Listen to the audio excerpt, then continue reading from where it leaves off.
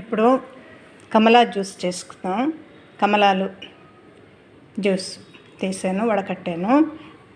దీనిలో కొంచెం నిమ్మరసం పిండుకుందాము.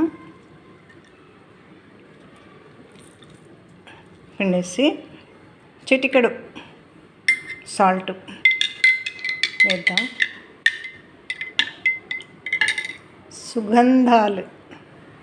సుగంధం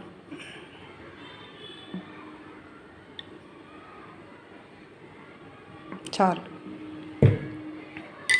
కలిపి తాగండి, ఎంత టేస్టీగా ఉంటుందో. ఇది ఆరోగ్యానికి చాలా మంచిది. ఇలా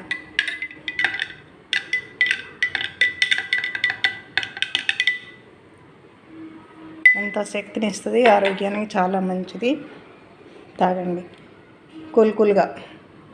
అంటే కాయలు ఫ్రిడ్జ్లో కనుక కూల్గా ఉంది, తాగొచ్చు. మీరు ఇంకా కొంచెం కూల్ వాటర్ కలుపుకుంటా ఉన్నా తాగండి. వేసవికాలంలో చల్లగా కూల్గా ఇలా తాగొచ్చు. తాగండి కమలా జ్యూస్ సుగంధాలతోటి.